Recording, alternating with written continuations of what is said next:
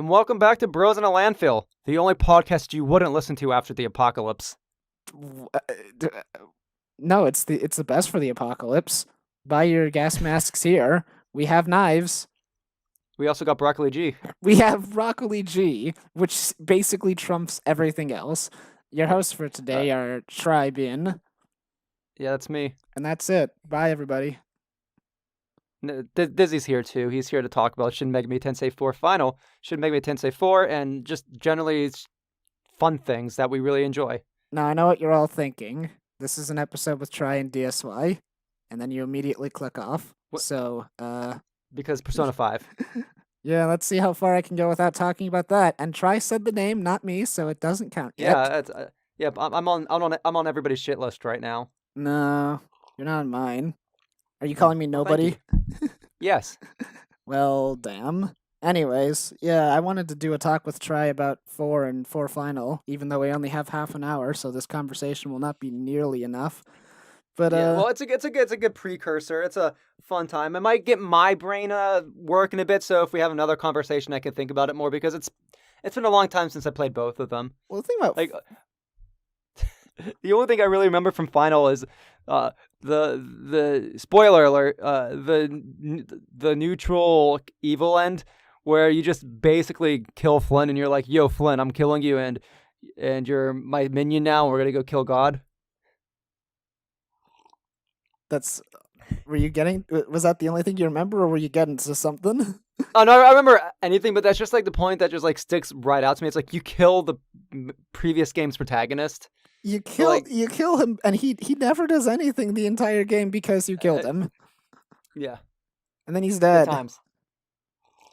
And that you strip Shin Megami Tensei 4 protagonist agency from him, which he never really had in the first place. Yeah, Flynn, which is actually kind of weird, because in 4, Flynn was always being dragged around by the nose, but until like roughly the midway point where he finally like starts moving for himself. But even then, he still gets dragged around a bit. But then in the neutral route, he's like planting his feet. He's going, no, fuck that. I'm walking my own path. And now he's like, oh shit, I can't even do that anymore. But like that's kind of like the message and morals of 4 was that people get swept up into these movements, and in some ways, even like in the neutral route is its own movement upon itself, and Flynn still gets swept up in that. The neutral route is Flynn sweeping up a movement rather than being swept up in one. Yeah, but that's sort of what's so interesting about Shin Megami Tensei 4, and just viewing it from like a modern like political perspective is just how it captures how extremism works and how division between groups work. Like, if you haven't played Shin Megami Tensei 4 or haven't viewed it from the lens of political extremes, I implore you to do so, because the parallels with the real world right now are astonishing. With the exception of goat fucking. Yeah, no, there's goat fucking in Shin Megami Tensei 4. There's your mandatory Dizzy pause the video. What moment? Yeah, there goes our ad revenue forever. Yeah, that good. Fuck ads. Yeah. But anyways, what you're saying about like the political stuff is exactly why I wanted to do a talk about Shin Megami Tensei 4 versus 4 Final, or Apocalypse, but I call it Final because that's a story in of itself. But anyways, yeah, we don't have to. I don't care. It's fun. But what I was gonna say was that the reason why these games have such an interesting parallel to me is because they're set in a very similar world. 4 Final is a parallel universe and stuff, but 4 has so much weird kind of complexity and messages that can be taken away from it. When I say taken away from it, I mean like that you can see in the story. I don't mean that you remove the messages. But like you can have two different views of Shin Megami Tensei 4 and what means what, and it has a lot. It's very politically charged. Where 4 Final is a Saturday morning cartoon, and that's why it's so weird, because they have such similar feels but such completely different souls. Yeah, well, because like the other thing like is Shin Megami Tensei 4 is an incredibly depressing game, where 4 Final is like a very entertaining, messy romp. 4 Final is very camp, and that's why it's kind of strange. Like, characters are always Yeah. cracking jokes, and like 4 Final's ending, or at least the quote unquote good ending, I guess, because they're both the neutral ending. But the ending where you save the day and everything's the great, Nakama ending. It's the Nakama ending, guys. What's Nakama? Please explain. All of your friends. Nakama means like friends and partners in Japanese. Oh. Well, the Nakama ending then, is that because Nanashi Nakama? Ha ha ha. No, I was just making funny because it's like, oh, it's the friendship ending. Yeah, but the friendship ending was so weird to me because like it was so happy, and I was like, this is weird. Like, what's going on? Huh? Like, everything turned out just so perfectly. Everybody wins. Even Flynn, just all the kingdoms win, everybody prospers, and then there was peace for 1,000 years. And I'm like, what the hell is this? In fact, this is not Shin Megami Tensei. Yeah, it's weird because in like Shin Megami Tensei 1, for example, there is no happy ending. There's the canon ending where you stop the war and the world's destruction, and then you start rebuilding with this veneer of like, well, you know, we've literally had the apocalypse. It can only be up. It's all uphill from here. And then you have 2, where the ending is kind of like, well, we almost had a second apocalypse, but we didn't. So that's good. Fuck, my life is really just, damn. I thought I was gonna die like 80 times, and I didn't. That's cool. I'm happy with this. And then you have Shin Megami Tensei 3's ending, where you set everything back the way it was, and it's like, and one of the characters even says, yeah, this future is full of uncertainty. We don't know what the fuck's gonna happen. We could all kill ourselves in a year, but at least we'll have the choice. At least our lives weren't torn away from us. And then you have Shin Megami Tensei 4's neutral ending, where you pretty much say, like, I'm ripping out the divide. You're gonna have to learn to deal with each other. Oof. For better or for worse, we're all gonna live together because we're all gonna fucking die if we don't. And then with 4 Final, it's like, anything's possible with the power of friendship. Yeah, that's why it's so weird. Well, I think that's also why it works as its own thing rather than like a Shin Megami Tensei 5, or even like it's not even called Shin Megami Tensei 4, 2, or even really called a sequel of 2. It's kind of its own. It's its own continuity that exists in a separate kind of split from the main continuity, and that's why it is literally Shin Megami Tensei 4 fanfiction. Yeah, and that's why it's so weird to me. It is kind of like, it is basically fanfiction. But it is incredibly entertaining fanfiction. Shin Megami Tensei 4 Final is so weird to me because I do like the game, but I think I said this to Try before. I said the more I think about 4 Final, the more I think I shouldn't like this game because it doesn't meet any of my own standards. No, but like the characters don't really grow. The jokes are oftentimes very strange. Pacing is like breakneck. Pacing is breakneck. Side quests are pointless, and the villains are terrible. Like, all the villains in Shin Megami Tensei 4, or all the antagonists in Shin Megami Tensei 4, are like such to a degree I can't even call any of them villains because villain implies evil. They're obstacles, they're antagonists, they're things with different kinds of ideals. Even something like Koebiko is like saying all this shit about like humans and humans versus demons and all this stuff. And then 4 Final, every single demon is evil. Yeah, it's like it's kind of funny because they're all evil. Yeah, because like I don't know what was the thought process behind 4 Final, but I don't know what is. I don't know if it's like the fact that the majority of the voice acting is phenomenal, has a great soundtrack. The gameplay and combat is much like has significant improvements from 4, like real quality of life. Like I can't say how much the improved map system in 4 Final compared to 4 makes the difference, because I think one of the big things that held me back from loving 4, especially my first playthrough, was how unfriendly it was, or how easy it was to get lost, or just very frustrating on some mechanical levels despite the story being really interesting. Well, that's the other thing too about the world map, and that's part of one of the reasons I wanted to talk to you about this. So I hope I don't screw this Mhm. up. But it's like Yeah. the world map in 4 is so weird when compared to the world map in 4 Final, which is Which are itself super strange to say because it's the same goddamn map, yeah. but Yeah. it's utilization of the map. Where in 4, you Mhm. getting lost, like you get lost and the map is absolutely gigantic with a bunch of different passageways leading to different places, places that are just blocked off, places you need boats to get to. Like And, everything is so lost and confusing, which adds to the scope of the world. And then in 4 but Final, everything is connected with bridges and stuff, so it makes the world much smaller. And because you're always given objectives and side quests in the area where your objective is, it feels like you're always moving in a straight line. well, I think to another extent, it also thematically works. It works for these two different characters. And 4 you have Flynn and the samurai from this kingdom above Tokyo coming down into Tokyo, and they're completely out of their element. There is no way they could even possibly know where the hell they're going. They're just kind of stumbling around. Mm. Where in 4 Final, it's like Nanashi grew up and knows this area, at least for the most of it. Like this isn't a it's not like he's like, oh, I don't know where I'm going. He's got a general idea of where places are, so the having like objective markers makes sense from a story standpoint. Where in 4, like with it doesn't like, and it's one of those things. Like, it doesn't matter. Like they could have had markers in 4, or no markers in 4 Final. But I just find it interesting that I wonder if this was the reason why things were chosen this way. I think it was because they got a lot of complaints that it was hard to get around in 4, so they were Well, like, well, let's well, make a better map system.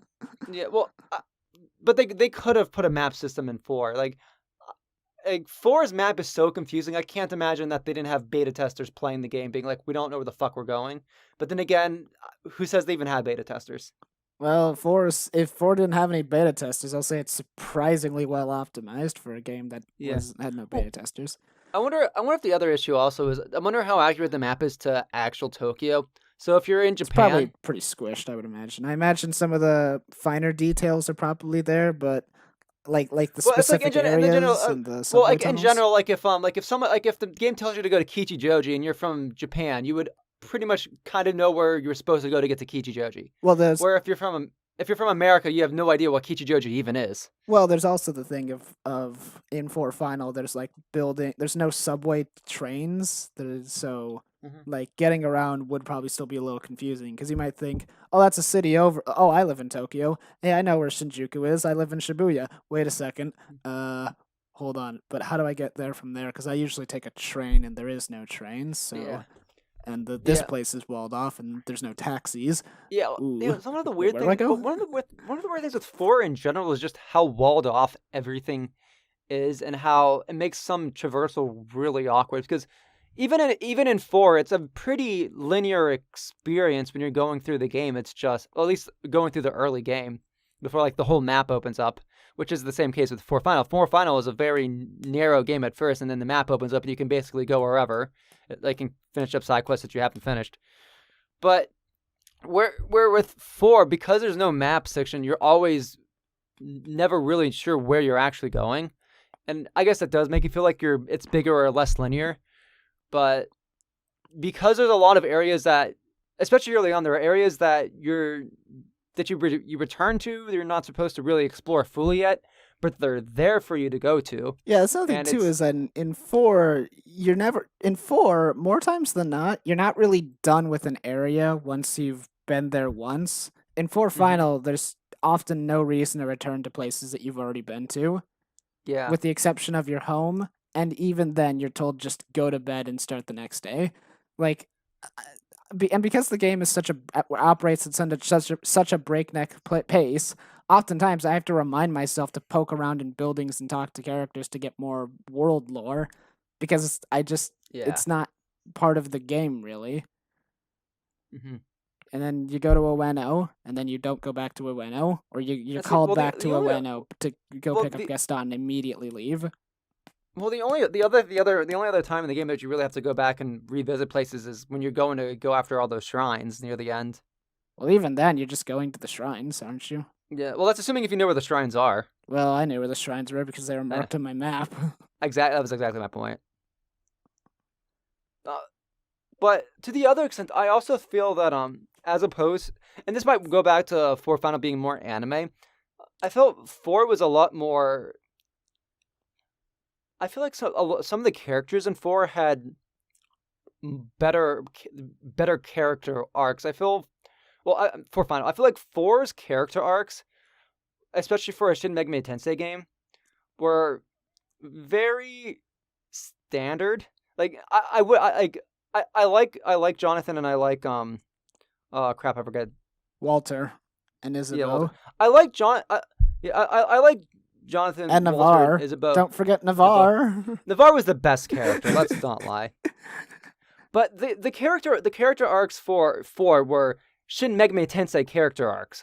Like maybe the most interesting character in 4 was Isabeau because she was the one that was torn between these two. But it was functionally the character arcs in the story of 4 was very straightforward and predictable, especially if you've played like a Shin Megami Tensei game or one of these sorts of stories where friendships fall apart or whatever. It wasn't like the characters weren't the interesting part of 4. Or I feel in 4 Final, the most interesting part were the friends and partners you gained along the way. Well, I was gonna mention the partners and the friendship and stuff of that nature in 4 and 4 Final and stuff too, because 4's friends are kind of interesting to me, especially from a political perspective, but also not from a political perspective too, because at the start of the game, you already, like, Walter and Jonathan are already saying, Jonathan's like, I'm the law guy, and Walter's saying, I'm the chaos guy. But it's interesting because, like, Walter doesn't really turn on the kingdom until, like, way late into the game. Oh, yeah. It's kind of like, this is my beliefs, but I'm willing to put those aside, and I understand the importance of what's going on. This black samurai's turning people into demons and all that. And it's kind of like Walter throughout the story is kind of being almost confirmed. Like, Jonathan and Walter are almost throughout the stories kind of being, like, faced with these situations that are saying to them that they were right all along, but they weren't sure what they were right about, and it's sort of them kind of figuring out what they think of the world. Well, what's interesting with Walter and Jonathan too is that they're the ones who push each other away. It's not like you or, well, I guess obviously, like, depending on what choices you make, but it's not like you and Isabeau are the ones who push Walter and Jonathan away. It's them that push themselves away. It's their clash, and similar to Strange Journey with Zelenin and why am I forgetting my favorite character in Strange Journey's name? Jimenez. All of a sudden. Yeah, Jimenez. You forgot Jimenez and you forgot Walter. Yeah, I know. Try is pure lawful. Yeah, but erase Walter from your memory. But I really, like, after playing Strange Journey, like, the parallels between Strange Journey and 4 are very interesting with how the characters, how the separation works. And obviously, it's different. You're dealing with adults who are forced to work together, and you've got teenagers who are forced to work together for this specific causes. But the context of the situations are fundamentally different. Yeah. But what I find interesting with Final as opposed to like a mainline Shin Megami Tensei game, and maybe this might be, I don't know, I didn't play through the rest of 3. I really need to play through 3, goddammit. But Shin Megami Tensei 3? Yeah, Nocturne. Yeah. Nocturne is so weird when it's compared to 4. Like, Nocturne was certainly the most experimental Shin Megami Tensei game in the mainline series. Nocturne is that one game that used to be very niche, and now it's well known for featuring Dante from the Devil May Cry series, which is kind of a blow. Bros in a Landfill. Oh man, we gotta get like Dante's voice actor in here so we can be like Bros in a Landfill featuring Dante from Devil May Cry. Dude, if I could talk to Dante at a convention, I'd ask him to prank call Sleuth. That'd be awesome. Oh my god, that'd be hilarious. But as I was saying, like, what's interesting what I find with 4 Final is that it's almost more of like Persona in a sense, where it's very much more interested on the individual characters and their backstories and what makes them tick rather than the political agendas that they're representing. 4 Final is kind of weird because 4 Final is a high school anime, and like that's kind of part of what I was saying when 4 and 4 Final are so abnormally different is that in Shin Megami Tensei 4, Jonathan and Walter are part of the bigger story, but in 4 Final, your cast of party members is the bigger story.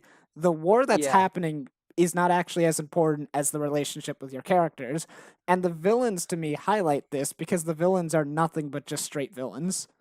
Well, the other thing about 4 Final is that where 4 is more of like how, like, 4 is the story of how people can be turned extreme by these sorts of situations. I feel like 4 Final is the story of how people are affected by these two extremes, or like affected by the war, or affected by all this chaos and whatnot. You have I feel like it takes a more personal approach to how these people were affected by this tragedy. I feel like that's an interesting way of going about it. Except 4 Final is too jokey about things, and Oh, its characters are too archetypical. Yeah, well, I'm not lying. I'm not disagreeing on that. You have I guess Asahi, I who guess is the younger sister who is related to you. You have Toki, who plays the little sister role. You have the buddy, Hallelujah. You have the big sister, Nozomi. You have the guy who butts heads with you. He's Gaston. He's the brash one. Then you have the bromance between him and the buddy characters, and then you have Navarre, who's the joke character, and then you have don't forget Isabeau, Navarre. who's the wise mentor, and they all get together to be the Addams family in the Loud House. Yeah, yeah. And it's. But I guess where I'm coming from is 4 is, and I think this is what kind of makes 4 more interesting than Final. 4 is about these outsiders getting placed into this conflict and into this, where like they have no idea or context of the Shibuya situation, like the Tokyo situation. They don't have, like, to them this is a brand new world. Well, I mean, it's more than just Shibuya. Obviously, it's Tokyo as a whole. But take that, Shibuya. I was thinking of The World Ends with You, because The World Ends with You takes place in Shibuya. The World Ends with You was another game that was focused very heavily on its heroes, but I think it had a smaller cast and a better focus than I think 4 Final. The World Ends with You is phenomenal. And then they made a Switch version of it with a new character and a new day, and I'm afraid of it because I think it's out already, but I'm afraid of it because I'm like, oh god, how did you fuck everything up? Well, thankfully, the new day is completely optional, and you have to go back and... I'm the new Reaper who was better than all the other Reapers, and I'm gonna restart the game even though the main antagonist himself shut it down. I don't know if that's what happens, but if it is, I'll be fucking mad. I haven't finished playing through that yet. It's a bit of a mystery right now. Like it's weird. It's really weird.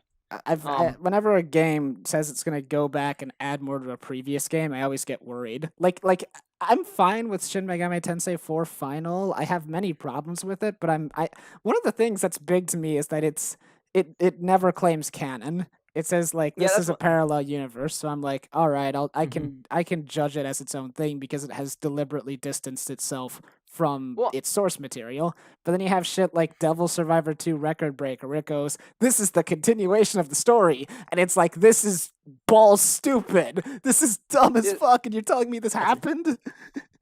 Yeah, like, stories end for a reason. It's like, I think it's one thing if there's like, oh, this was originally planned for the story and this was cut later. Well, cut because of time or memory, and then it was added in later because this was the original intention to have it in the game. It's an entirely different story to throw something in because you want to add value to a product so people can rebuy it. It's like, I don't have a problem with the character Marie in Persona 4 the Golden, but it is kind of irking that's like, and then she shows up and goes like, that's right, I was here the whole time, and all this happens. This is all canon now. And then you have my giant level. Then all this happened. And I'm like, no, it didn't. The thing with P4G is I kind of get similar vibes of Final, where it seems like Atlas is just kind of treating P4G as its own thing as opposed to, like, counter to Persona 4. Like, I guess. And now they're making Royal. We brought up Persona, so the floodgates have been opened, and it's like, now they're making Royal with its new character and its new dungeon and its new social link shit and its new rec room and its Morgana as a human or something. I deliberately have been avoiding information, but it all gets down to me, and I'm like, I'm like, oh god, so all this is just gonna, like, what the fuck? It's like fuck Royal off YouTube. I don't want your ad revenue anyways. Like Royal, I'm more interested in the freaking Persona 5 Muso game that's in production. Like, Persona 5 Scramble seems at least interesting to me. Persona 5 Like, I'm not even Scrabble? Well, Scramble. What's that? It's a Persona 5 Warriors game coming out for the Switch. Fuck off! No! You have to be bullshitting me. I am not bullshitting I told you. you in like a direct message if they made a Persona 5 Warriors, I would scream. And I'm screaming right now. No, I'm Googling this. No. Persona 5 Scramble. Persona 5 Scramble. No! No! No! No! Oh. No! No! Can you beat Pokemon Emerald with only a Mudkip? Yes! No! Oh, God! No! No! No! This has been Bros in a Landfill, signing off. No! Wait, is that it? I was gonna mention some shit about stuff. Are we done? Is that seriously how this episode ends? With me going insane? Are we actually out of time? This isn't how it ends! I won't let it end this way! I can't know! We have to keep talking! Shuichi, keep talking! This trial isn't over yet!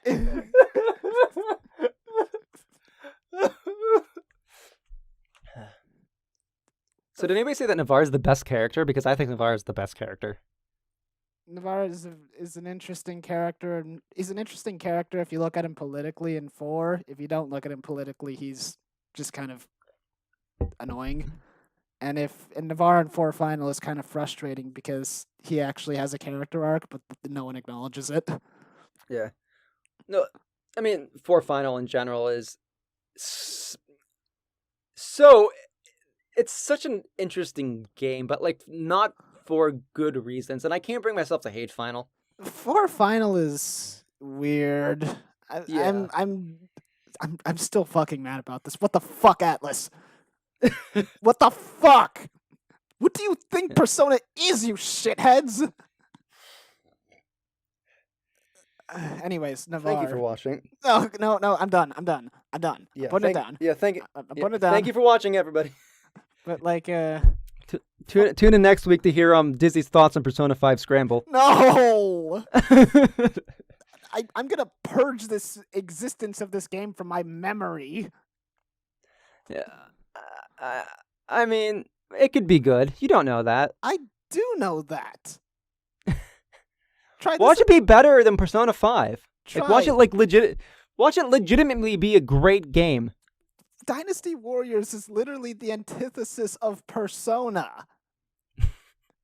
This literally cannot be good. This is like if you made a Pokemon game where you have an SMG and you murder deers. I mean, it's completely the opposite. One Piece, who would think to make a One Piece Warriors game? Because One Piece Pirate Warriors is like a great game series. Does One Piece make its name in psychological ideologies, identities? Persona. There is nothing psychological about Persona 5 other than just I know, and people are clamoring for more of it. Persona is fucked as a franchise. But Dizzy, the don't you see like Joker and Goro, it's supposed to be like Lupin and Sherlock Holmes because that definitely makes sense. Even though Lupin was the fandom thief kind of bad guy and Sherlock Holmes wasn't a psychotic murderer, and he also didn't try to destroy the political structure as a part of petty revenge. Like, it would have actually worked if they made Sherlock Holmes the Goro's persona, but we both know that because of the fucking like same problems with things like Dagiakuten Saibon, where it's like, well, like the owners of the Conan Doyle estate are like, fuck you, we're gonna blackmail anybody who wants to like do Sherlock Holmes stuff, and unless they pay big money, even though they technically don't have the copyright on it because the copyright's expired, but they're still that's another conversation. Let's just be done with this. I don't want it to end this way. I don't. Every single time we're together, I go insane because of this. We I- were I'm sorry. supposed to not talk about this. What have you done I'm to sorry. me? I'm sorry that I liked making you go insane.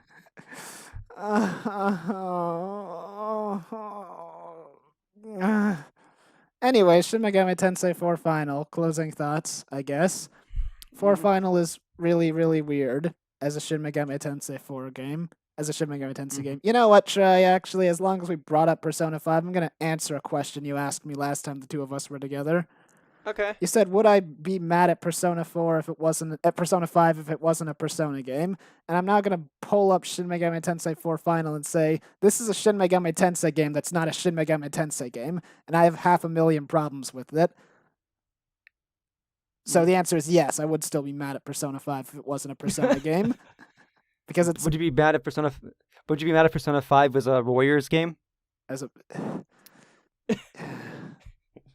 Let me explain something to all of you out there that don't seem to understand anything, which I know is a stupid thing to say, because any of you out there who do not understand the fundamental reason as to why Persona 5 does not work as a Warriors game are either left or you're tar.